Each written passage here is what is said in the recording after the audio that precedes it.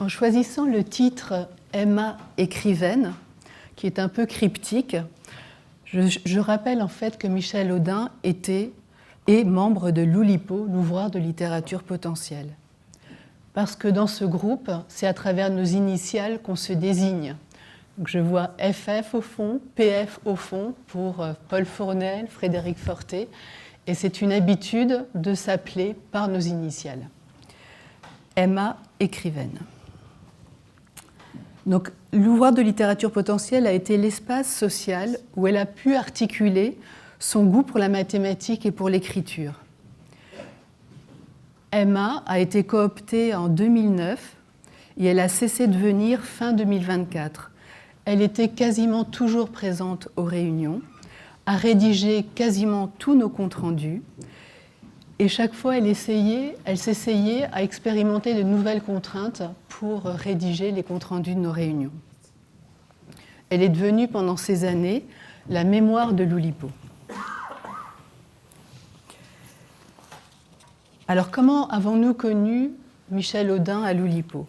C'est Jacques Roubaud qui nous a présenté Michel Audin à travers son livre Souvenirs sur Sofia Kovalevskaya, dont il a déjà été question. C'était à la réunion de novembre 2008, comme le montre le compte-rendu que nous avons rédigé à cette occasion. Puis, elle a été invitée d'honneur le mois suivant et cooptée à l'Oulipo en juin 2009. Souvenir de Sofia Kovalevskaya, il en a déjà été beaucoup question précédemment, mais c'est un livre tellement important qu'on ne peut pas éviter d'en reparler. C'est un livre hybride que je relis à présent comme le portrait d'une alter ego, parce que dans ce livre, il est à la fois question de mathématiques, d'histoire et de littérature entremêlées d'une façon tout à fait originale. J'avais prévu de relire l'introduction que je trouve très très belle dans ce livre, mais Laurent l'a fait précédemment, donc je vous invite à la relire, ce n'est pas la peine de relire deux fois la même chose. Donc pour les besoins de cet hommage, nous avons distingué les trois facettes de l'œuvre de Michel Audin, mathématicienne, historienne et écrivaine. Mais de fait, c'est l'articulation entre ces trois dimensions qui est absolument centrale et qui fait toute l'originalité de son travail. Et dans ce cadre-là, l'Oulipo a joué un rôle vraiment important. Donc les articulations entre histoire, mathématiques et littérature ont connu une trajectoire, et j'avancerai la thèse que si les mathématiques étaient évidentes au début de sa carrière, son entrée à l'Oulipo et sa retraite du monde de l'université ont donné de plus en plus de place dans l'espace public à sa part littéraire et à sa part historienne. Donc elle est vraiment devenue écrivaine de l'histoire et des archives. Et pourtant, les mathématiques sont toujours restées présentes, pas celles de la toupie ou de la géométrie, mais les mathématiques qui gouvernent les textes, invisibles mais structurantes. Et pour ce faire, il me faudra parler de permutation et de sextile. Donc mon point, c'est de dire que les mathématiques dans les dernières œuvres de Michel Audin sont moins évidentes. On n'a plus de démonstrations mathématiques, mais qu'elles sont complètement structurantes de la façon d'écrire. Donc je commence par revenir quand même sur les souvenirs de Sofia Kovalevskaya. Michel Audin aurait pu écrire La Kovalevskaya, c'est moi, en paraphrasant Flaubert. Alors pourquoi a-t-elle travaillé sur cette mathématicienne ? Parce qu'elle explorait la question du problème de la toupie en mathématiques, et c'est à cette occasion-là qu'elle a découvert les travaux de la mathématicienne. Puis donc elle a fait des recherches sur la mathématicienne elle-même. Et donc son livre comprend des éléments de biographie, des chapitres sur sa réputation passée et actuelle, mais aussi des chapitres de mathématiques qui expliquent avec les équations, les problèmes auxquels Sofia Kovalevskaya s'est attaquée et les réponses et les solutions qu'elle a trouvées. Et puis on a aussi des passages littéraires. Alors quand Sofia Kovalevskaya, quand Michel Audin Vous allez comprendre pourquoi je fais toutes ces confusions. Quand Michel Audin a été présenté à l'Oulipo par Jacques Roubaud, ce qui a été dit de ce livre sur Sofia Kovalevskaya, c'était reprenez la question de la situation des femmes russes dans les années 70 qui n'avaient pas le droit de faire des mathématiques à l'université.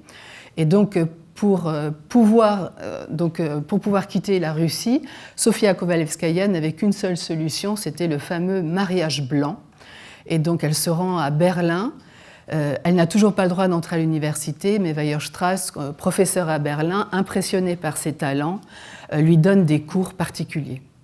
Puis elle devient professeure en Suède avec le soutien politique de Mittag Leffler, qui est un autre mathématicien renommé. Ça, c'est l'histoire qui a circulé au sein de l'Oulipo. Donc elle a quitté la Russie avec une amie qui n'avait pas eu le droit de faire médecine parce qu'on craignait, si elle faisait médecine, qu'elle utiliserait ses talents pour aider ses amis à avorter. Donc alors qu'elle aurait dû être élue à l'Académie des sciences en Suède, sa candidature a été rejetée. Là, je parle de Sofia Kovalevskaya. Donc le secrétaire aurait déclaré « Si l'Académie commence à élire des femmes parmi ses membres, dans quelle espèce irons-nous chercher les suivants ? Auquel des êtres de la création s'arrêtera-t-elle » Les mathématiciens de son époque l'ont quand même beaucoup soutenu, en particulier Poincaré.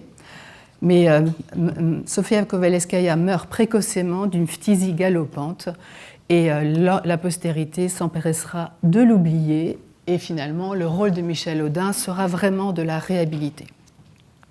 Donc à la croisée entre mathématiques, histoire et littérature, Emma nous offre un livre d'une très grande originalité, hors des cadres, d'où les difficultés qu'elle a eues à le publier au début.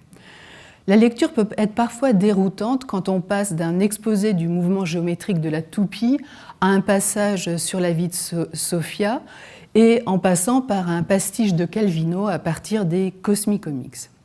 Ce livre-montage, qui juxtapose les facettes différentes d'écriture et qui les ordonne selon une structure qui fait sens, fait partie de l'extrême originalité de Michel Audin, même si ça ne rentre pas dans les clous, mais rentrer dans les clous n'était pas exactement l'ambition de Michel.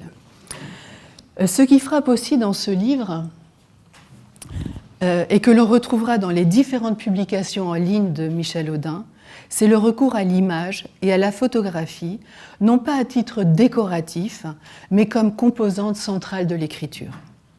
Beaucoup des blogs de Emma sont construits à partir d'une image, comme dans Me Conti, qui est composée à partir de cette sextine d'images que vous voyez à l'écran. Mais je vous invite aussi à lire...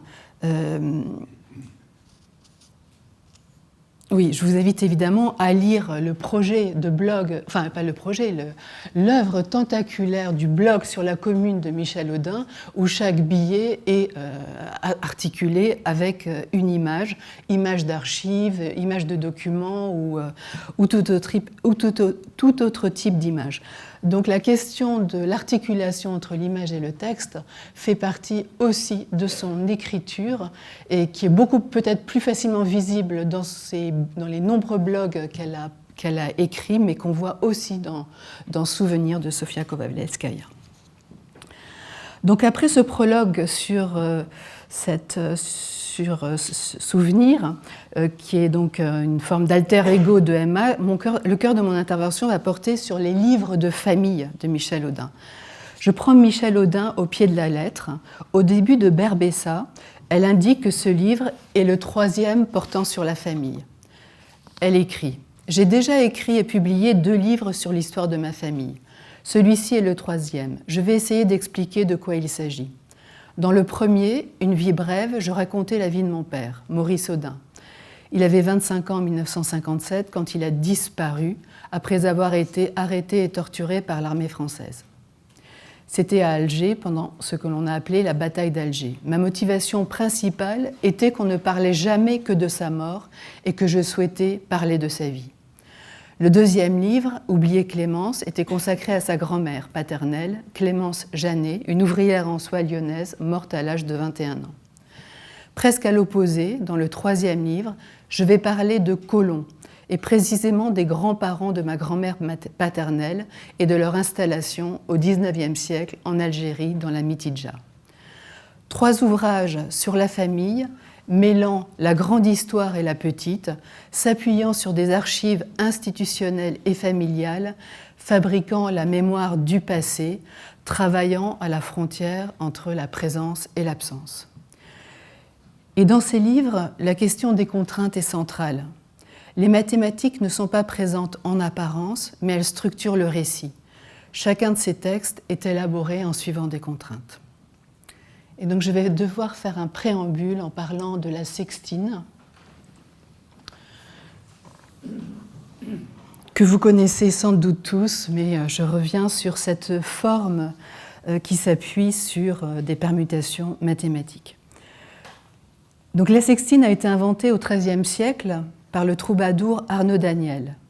Elle a été ensuite adoptée par Dante et Pétrarque et elle a été employée jusqu'à nos jours par de très nombreux poètes.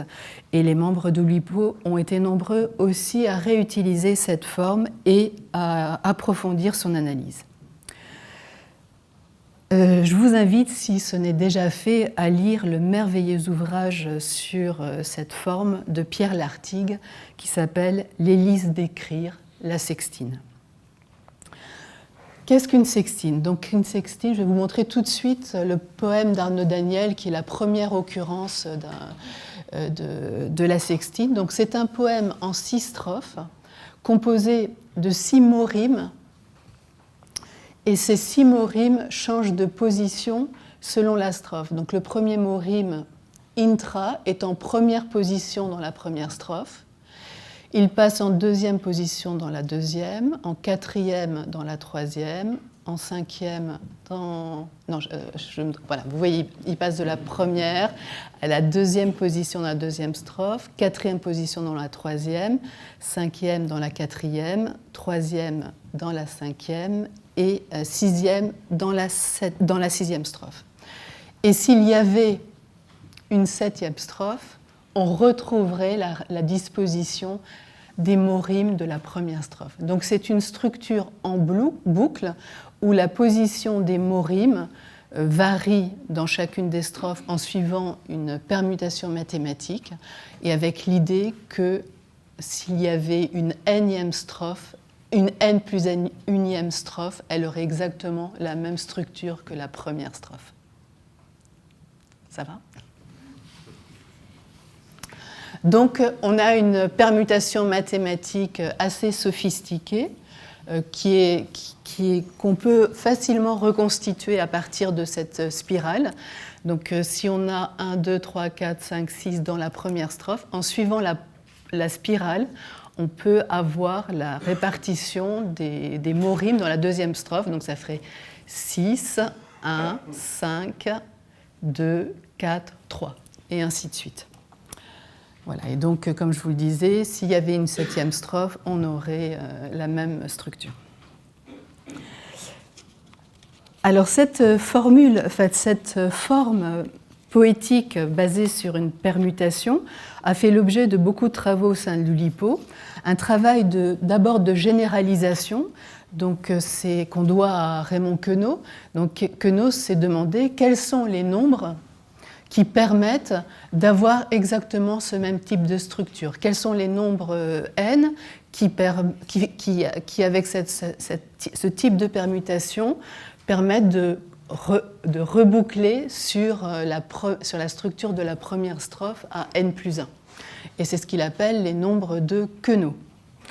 Et donc les n-ines, ce sont toutes ces formes poétiques en mode avec donc toutes ces formes poétiques de n strophes où s'il y avait une n+1e strophe, elle aurait la même structure que la première strophe.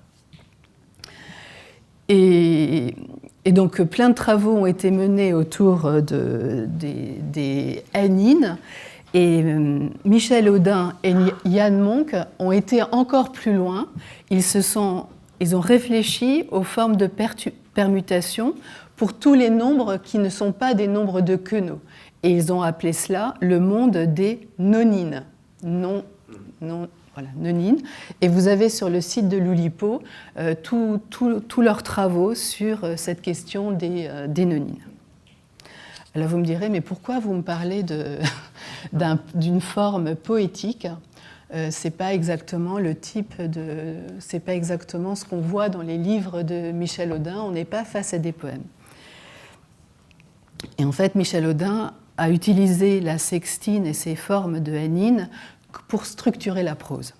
Et c'est là-dessus que je voudrais revenir, en vous lisant un extrait d'un texte que Michel Audin a écrit en 2019, 10 ans après son entrée dans le groupe. Grâce aux membres de l'Oulipo, j'ai appris à utiliser des formes poétiques pour organiser mes textes en prose.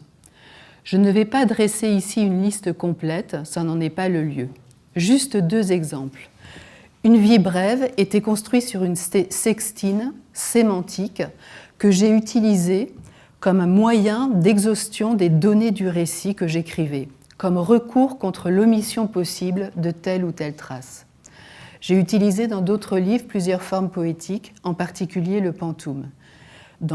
Le pantoum dans Comme une rivière bleue, dans ce cas comme une méthode pour raconter un massacre avec autant de sobriété que possible. Donc maintenant, notre question, c'est qu'est-ce qu'une sextine sémantique ? Donc c'est l'organisation du récit, donc une vie brève, qui est composée comme une sextine. C'est-à-dire que le récit est composé de 6 parties, et dans chaque partie, on a 6 chapitres, de même que dans chacune des strophes, on avait 6 vers. Et alors je suis quand même obligée d'introduire aussi une notion importante à l'Oulipo, qui est celle de klinamen, qui nous vient d'Épicure, avec cette idée d'une déviation par rapport à la règle. Et donc un des principes à l'Oulipo, c'est de suivre les contraintes, mais le fait de dévier par rapport à la règle, de ne pas respecter la règle à certains moments, fait partie aussi de l'exercice qui évite de devenir des machines à produire. Et donc dans une vie brève, on n'a pas exactement 6 parties de 6 chapitres. À la fin, il y a une légère déviation, puisque la partie 5 comprend 7 chapitres, et la partie 6 n'en comprend que 5. Mais nous avons 36 chapitres dans le récit. Alors le fait qu'il y ait 6 parties de 6 chapitres, ça ne fait pas une sextine. Il faut aussi qu'on ait une permutation. Et la permutation, elle ne se fait pas sur les mots rimes, elle se fait sur les thèmes. Et donc chacun des chapitres relève d'une thématique particulière. Et ce sont les thèmes qui permutent d'une strophe à l'autre.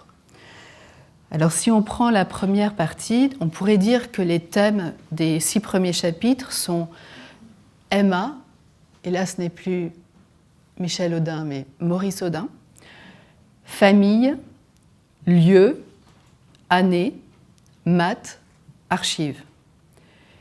Et dans la deuxième partie, on a en permutation le premier chapitre archives, Emma, maths, famille, année, lieu.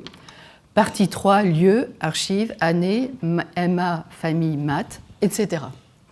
Plus on avance dans la guerre, plus les déviations deviennent nombreuses et plus l'identification des thèmes devient compliquée et la différenciation moins nette. Mais je voudrais surtout insister sur la clôture, la fin du livre, sur la partie 6 et le chapitre 36. Comme vous le voyez dans la sextine d'Arnaud Daniel, le premier mot rime intra, c'est celui qu'on retrouve sur le dernier vers. Et ensuite, normalement, s'il y avait une 7e strophe, on reviendrait sur intra. Et dans le livre de Michel Audin, le premier thème, c'est Emma. Et le dernier chapitre se clôture par le thème Emma, mais c'est le thème où c'est Michel Audin et Maurice Audin qui sont ensemble. Donc Emma et Emma qui bouclent sur le texte.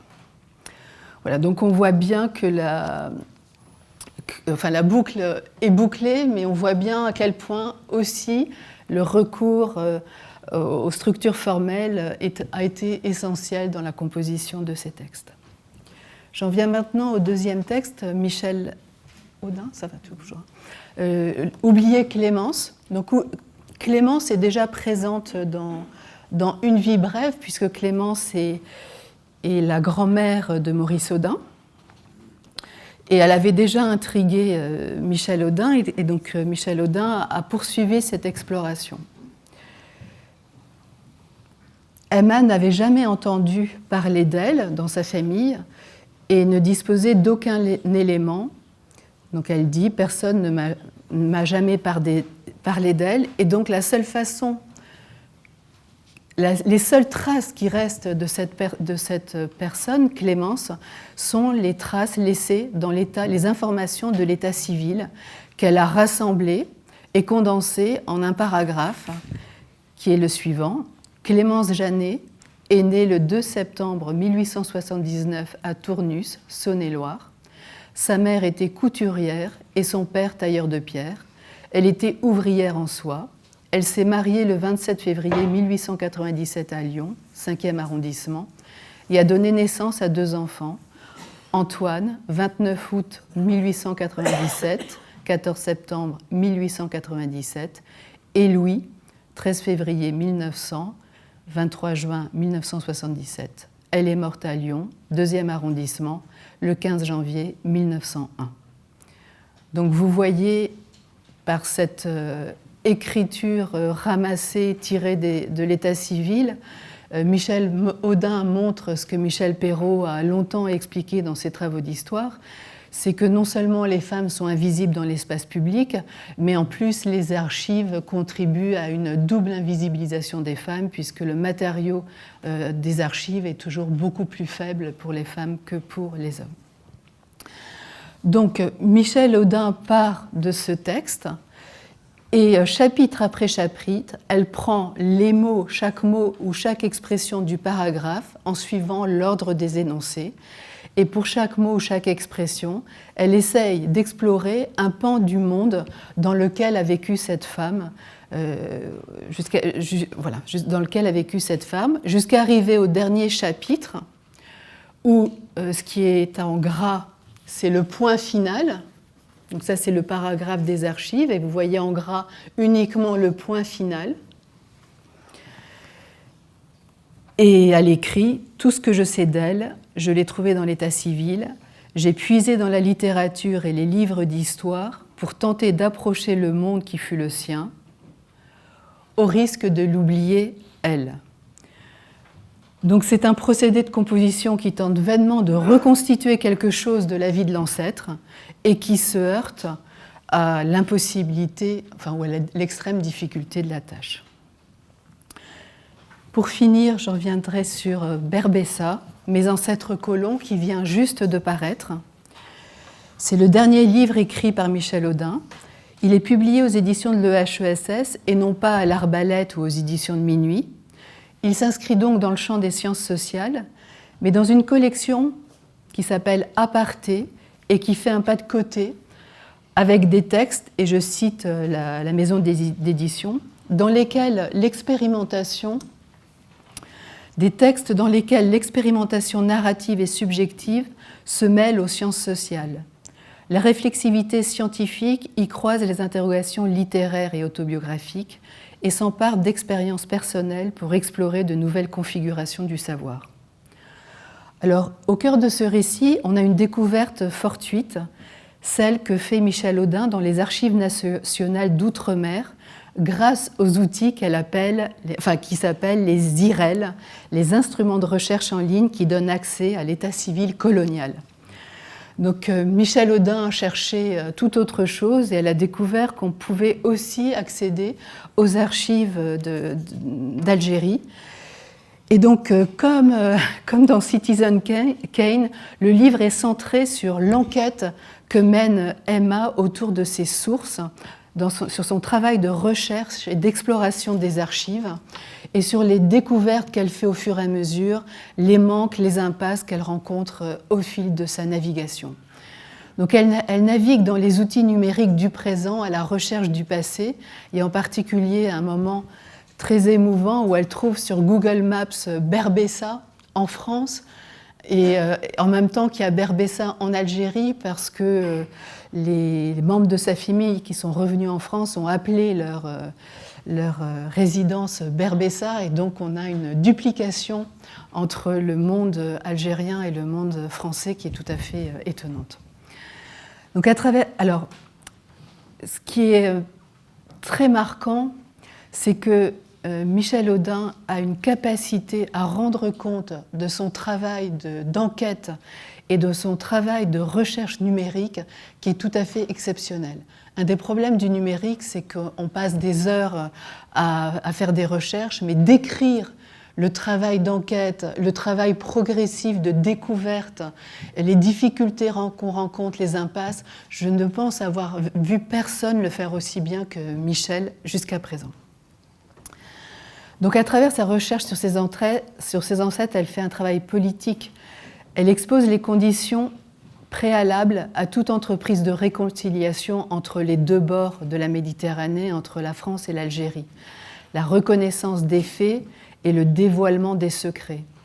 Le traitement de l'état civil, la langue et la désignation des indigènes, des colons, la non-mixité, cette manière de raconter les choses telles qu'elles étaient, de ne pas se raconter d'histoire, est à mon avis un élément préalable pour les années à venir.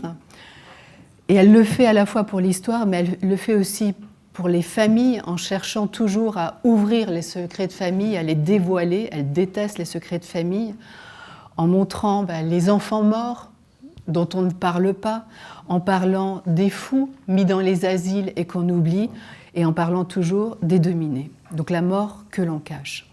Donc le livre de Michel Audin devrait être lu par tous ceux qui sont concernés par les relations entre la France et l'Algérie, et donc par nous tous.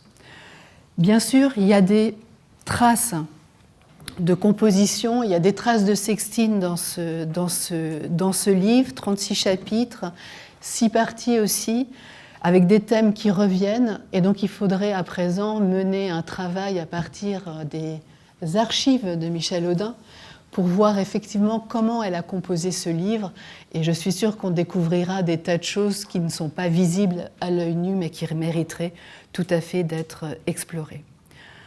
Voilà, donc dans le travail de Michel Audin, l'enquête dans les archives devient de plus en plus centrale, l'historienne et l'écrivaine prennent le dessus, mais les mathématiques sont toujours présentes comme élément de structuration de l'invisible.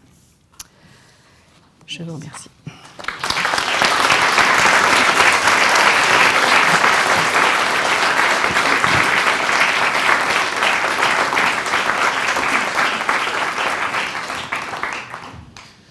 Bien, y a-t-il des questions dans la salle? Oui. Merci, oui, ce n'est pas une question, mais c'est un souvenir personnel lié à Michel et aux Sextines. Souvenir auquel est associé d'ailleurs René Cory, qui est également présent ici. Il y a quelques années... Il faut mettre le micro plus Pardon, près. Ça va mieux là? Voilà. Oui, oui, bon voilà. Bon, donc je dis que c'est un souvenir personnel lié à Michel Audin et aux Sextines, souvenir que je partage avec René Cory, qui est présent ici.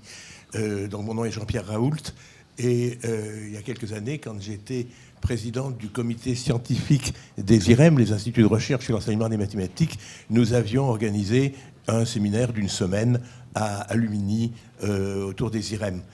Et donc, nous avions invité Michel pour une soirée qu'on voulait un peu ludique, le mercredi soir au milieu du séminaire.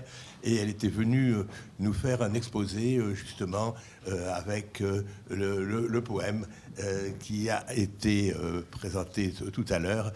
Et je veux dire qu'elle avait totalement enthousiasmé le public, composé de bon nombre d'enseignants de mathématiques, bien sûr, de tous les niveaux d'enseignement.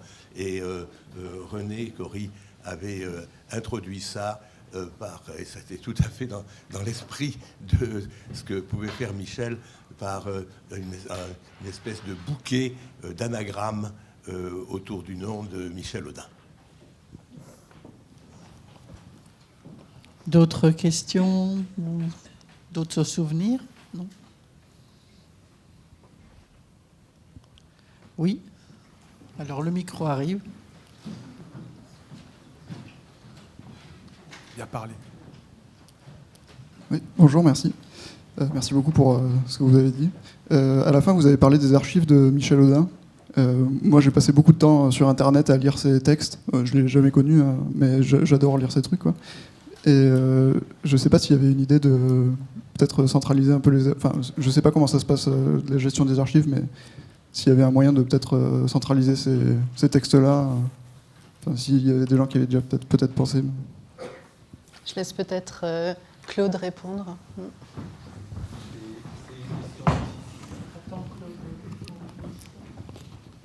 Oui, je voudrais dire que c'est une question difficile. Il y a des archives faciles à récupérer, qui sont les archives sur son ordinateur, et c'est à peu près fait. Par contre, Michel, je ne sais pas si vous l'avez rencontré déjà, mais elle avait toujours un cahier à la main dans lequel elle prenait des notes. Et donc c'est là qu'on va trouver sans doute un peu les sources de son travail, si on peut comprendre. Il faut savoir que de ces cahiers, je ne sais pas, il y en a peut-être une trentaine, ça démarre plus ou moins au début des années 2000. Et sur ces cahiers, l'écriture, enfin les pages sont remplies, c'est dense, quoi. C'est pas juste, c'est pas quelque chose qu'on lit de manière linéaire. C'est dans tous les sens, avec beaucoup de couleurs. Et donc, certainement, ce sera un travail, je pense, de longue haleine, d'essayer de trouver, de comprendre un petit peu les sources de son travail dans ces cahiers, mais ce sera fait. Mais il faudra du temps.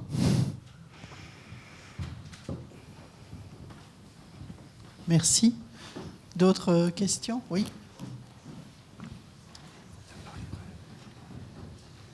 Oui, merci beaucoup. Moi, j'apprécie beaucoup la diversité des interventions qui donnent finalement des éclairages assez différents les uns des autres, puisque dans les premiers exposés, on a plutôt vu Michel Audin comme quelqu'un qui n'est pas très attaché aux conventions, qui n'a pas du tout envie de rentrer dans les clous.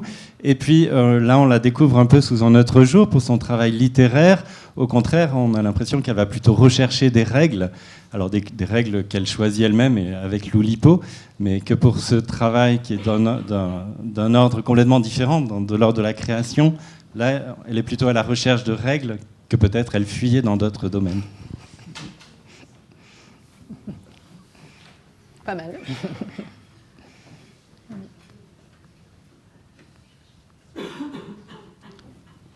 Plus de questions? Si? Ah oui, là encore, René.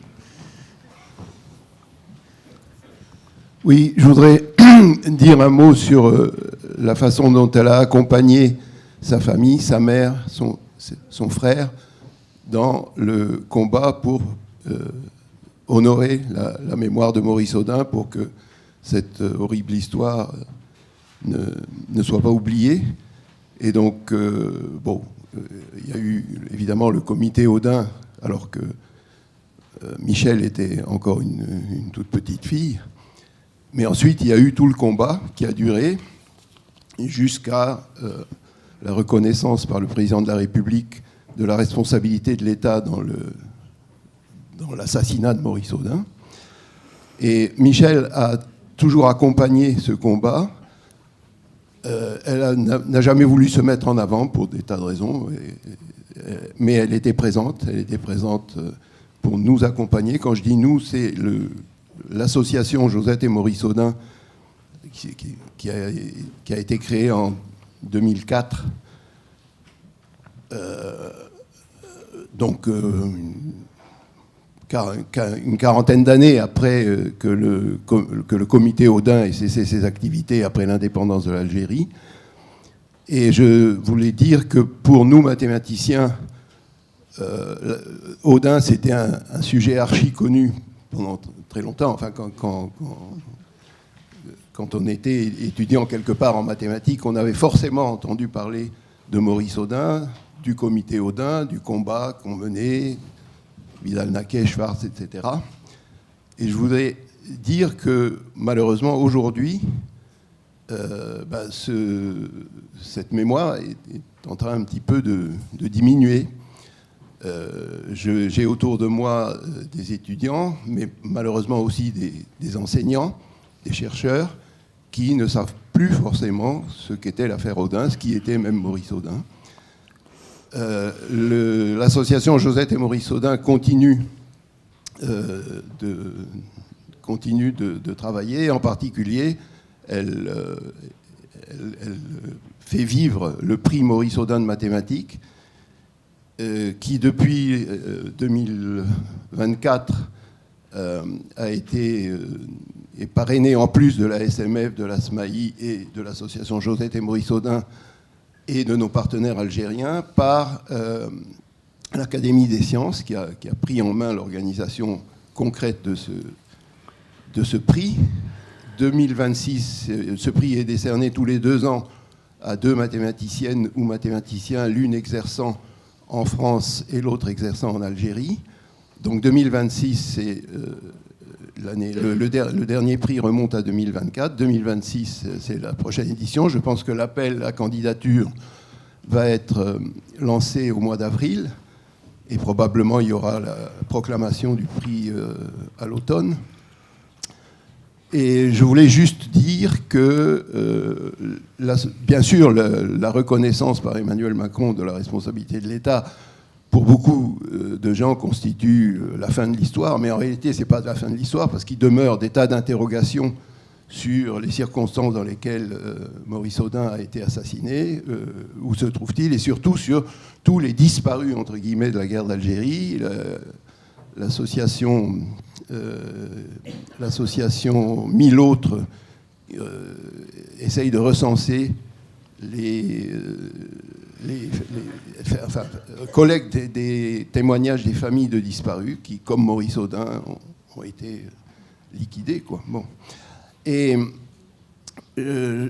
néanmoins, donc ça veut dire que cette histoire n'est pas terminée et l'association continue. Et puisqu'il y a beaucoup de mathématiciens parmi nous, je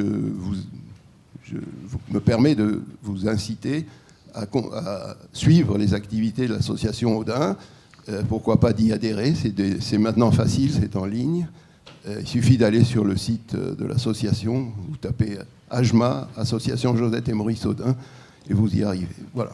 Et Michel a eu un rôle absolument déterminant, même si, par exemple, à la différence de son frère Pierre, qui a malheureusement disparu aussi, même si elle a voulu rester un peu en retrait et ne pas apparaître au premier plan. Voilà. Merci beaucoup René pour ces témoignages. Nous aborderons les différents engagements de Michel dans la table ronde qui va suivre. Encore, oui. Oui, merci. Faut que je le mette là. Je voulais juste dire un petit mot sur...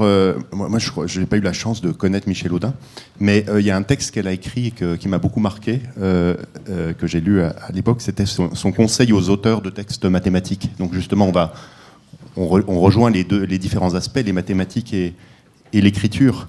Et vraiment, je le recommande, enfin, moi, pour les plus jeunes, enfin, pour voir ce qu'elle peut transmettre. Et je voulais juste lire vraiment un passage qui m'a beaucoup marqué, qui est à la fois très, très sérieux, très rigoureux, comme on a dit, et aussi assez hilarant, qui était le début de la section qui dit « Pourquoi écrivez-vous ? On écrit parce qu'on a quelque chose à dire, et pas parce qu'il faut écrire. Parce qu'on est content de ce qu'on a compris, et qu'on souhaite le communiquer et l'expliquer.